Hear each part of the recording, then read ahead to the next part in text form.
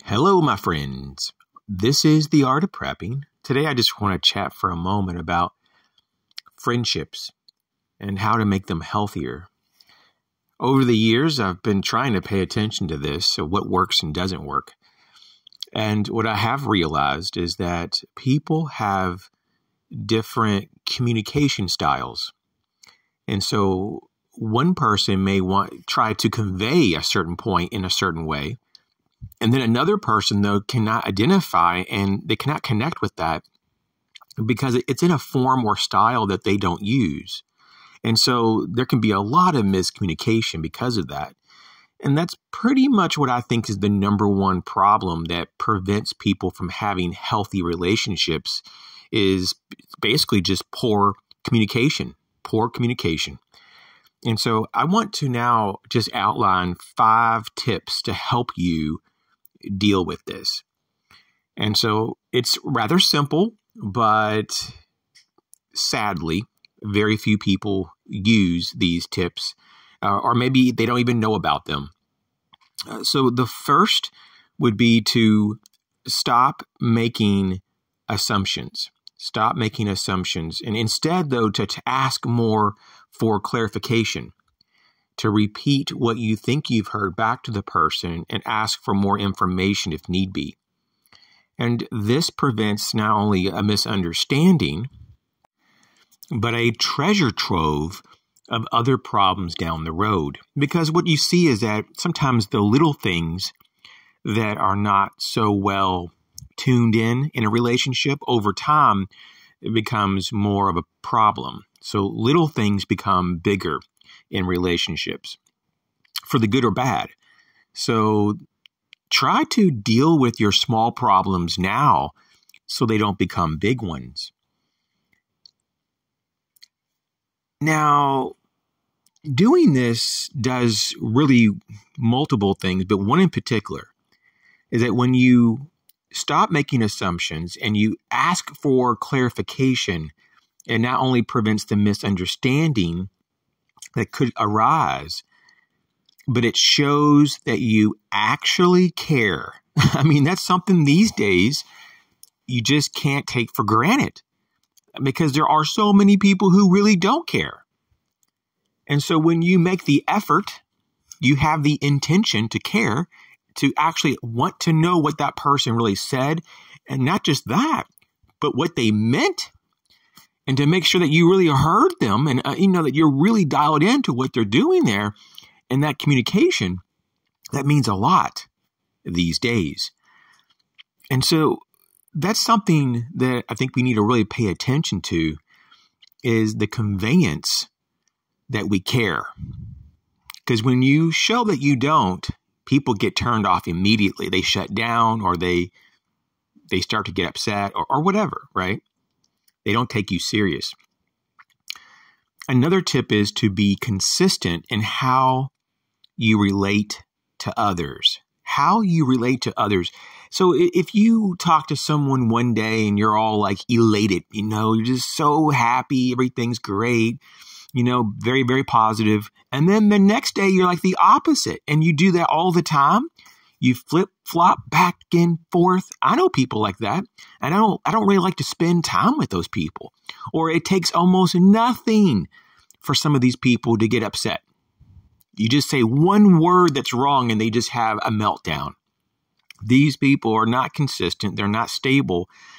And no wonder that causes a problem. No one wants to be around people like that. People like to be around other people that are at least somewhat predictable. And I think this is necessary on some level to develop deeper connections with people. If you're always just randomly doing things, sometimes for no reason, at least no understandable reason, it's really hard to connect with someone like that over time. And for me, I would try to avoid people like that because to me, they're a wild card and wild cards are dangerous. Another tip is to realize that we are not always correct. We are wrong sometimes. So that's another reason why you don't want to make assumptions, even that you're right about some things because you are wrong about a lot of things.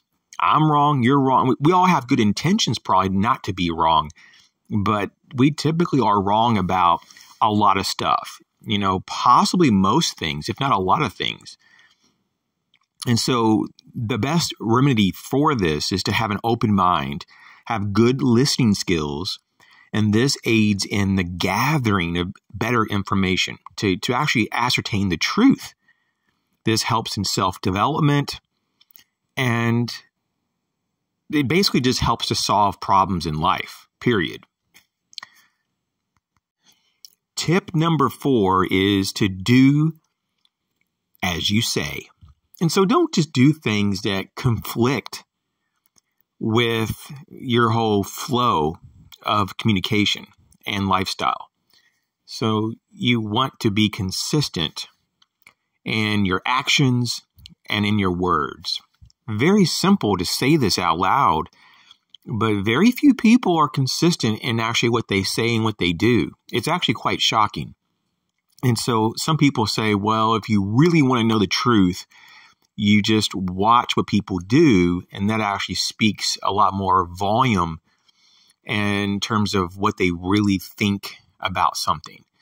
And so that might have a lot of truth to it. In fact, I think that's pretty much true more times than not. But it is sad, though, that we have to kind of look at someone's doing instead of saying, because their saying is so inconsistent. So if you really want to bolster a relationship, if you want to earn someone's trust, match with what you say and what you do. Match them up and keep them consistent. And you just have a lot less problems in relationships. And the last tip here is to make less promises. Make less promises and commitments. This really opens and frees you up. It takes a lot less stress off of you in your relationship. So because there's all this pressure that's off of you.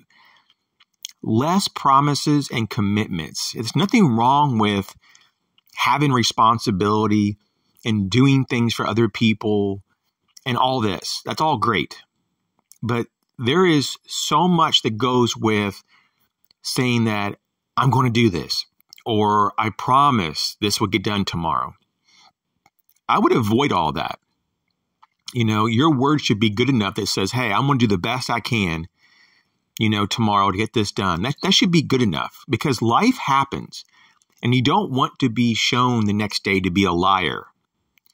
And so even though people might not reinforce what you said and call you a liar, deep down, at least on the unconscious level, they are thinking of you as a liar, because you are. If you said, hey, I'm going to mow the grass tomorrow, and you didn't because something else came up, well, you didn't do what you said you were going to do.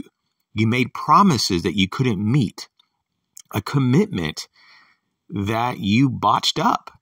And so you can avoid all that nonsense and all this extra pressure and just keep things much more simple. And so you just don't make promises unless you just have to. And very few times in life that's even necessary. Just keep your language simple. Keep the pressure off yourself and just do what you can in the moment. So anyways, I hope this was somewhat helpful. What do you think about this? Are there some other tips that you would throw in there? I would love to hear about them. Thanks for your support over the years. I really do appreciate everybody watching and listening. If you have someone that you know that can benefit from this kind of video, feel free to share this video to them. You guys take care. Catch you later.